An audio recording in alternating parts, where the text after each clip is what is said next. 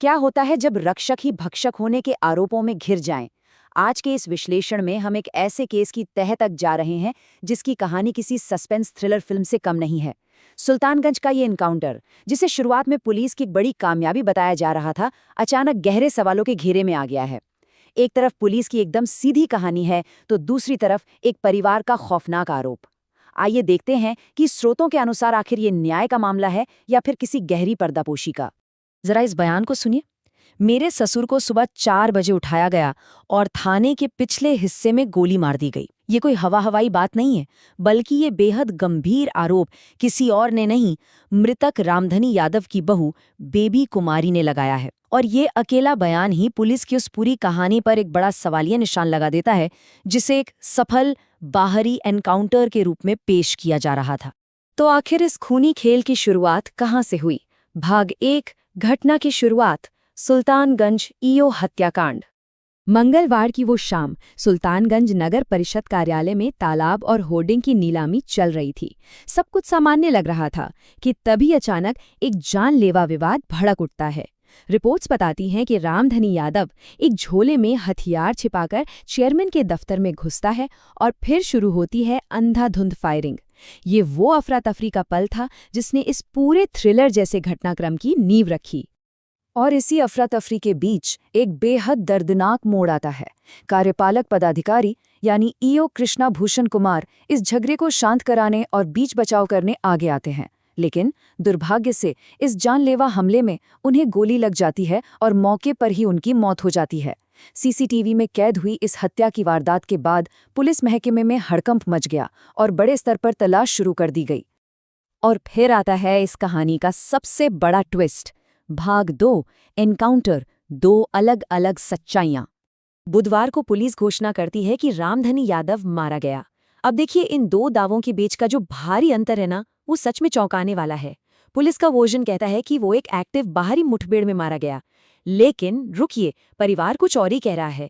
उनका साफ आरोप है कि वो बिल्कुल निहत्थे थे, उन्हें हिरासत में लिया गया था और कस्टडी के अंदर ही उनका मर्डर कर दिया गया। हम यहाँ किसी का पक्ष नहीं ले रहे हैं, लेकिन स्रोतों में दिए गए इस बड़े विरोधाभास को नजरअंदाज भी नहीं किया जा सकता। इस विरोधाभास की गहराई में जाने के लिए जरा उस सुबह की टाइमलाइन पर गौर करते हैं। भाग 3, विवादित टाइमलाइन, एनकाउंटर की सुबह। मृतक की बहू बेबी कुमारी के मुताबिक घटनाओं का सिलसिला कुछ यूं था। सुबह 4 बजे रामधनी यादव को घर से उठाकर थाने में नजरबंद कर दिया जाता है।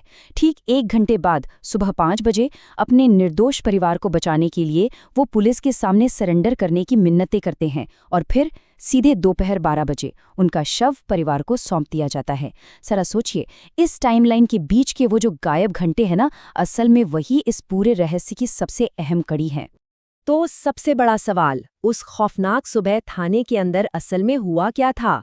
प्रत्यक्षदर्शी बहू का दावा है कि उसके ससुर उस वक्त बिल्कुल निहत्थे थे और थाने के भीतर उनके साथ बाकायदा हाथापाई की गई। बहू का कहना है कि उसे ऊपर के एक कमरे में कैद कर दिया गया था, जहां की खिड़की से उसने देखा कि पुलिस उसके ससुर को थाने के पिछले हिस्से की तरफ ले जा रही है। और तभी गोली चलने की एक तेज और खौफनाक आवाज आती है। ये आरोप अपने आप में रोंगटे खड़े कर देने वाले हैं। भाग 4, गायब सुराग और उठते सवाल, कहानी की खामियों का विश्लेषण। अब देखिए, कुछ ऐसे सुराग हैं जो सीधे सीधे पुलिस की कहानी में फिट नहीं बैठते। पहला, उस समय संदिग्ध के पास कोई हथियार था ही नहीं। दूसरा, और ये सबसे ज्यादा सस्पेंस पैदा करता है, घटना के वक्त थाने के सीसीटीवी कैमरे अचानक से बंद कर दिए गए थे, मतलब ठीक उसी वक्त।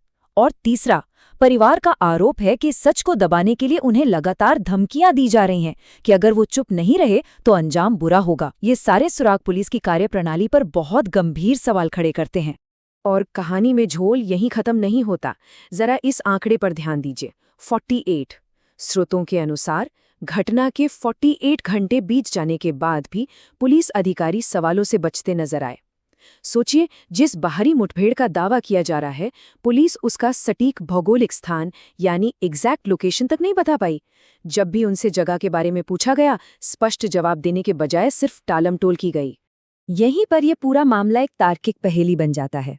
सबसे बड़ा सवाल यही है ना कि हिरासत में मौजूद एक निहत्था व्यक्ति अचानक से एक बाहरी मुठभेड़ स्थल तक पहुंच कैसे जाता है। दोपहर 12 बजे जब पुलिस शव सौंप रही थी, तब उनके पास इस बुनियादी और सबसे अहम सवाल का कोई जवाब नहीं था। अचानक बंद पड़े सीसीटीवी कैमरे और एक दूसरे से बिल्कुल टकराती हुई टाइमलाइन, इन सब के बीच हम सब के सामने एक ही सवाल खड़ा है। क्या इस एनकाउंटर का असली सच कभी सामने आ पाएगा, या फिर ये मामला भी अनसुलझे रहस्यों की फाइलों में हमेशा के लिए दफन हो जाएगा? आज के इस विश्लेषण से जो जानकारी निकलकर सामने आई है, वो निश्चित तौर पर लंबे समय तक सोच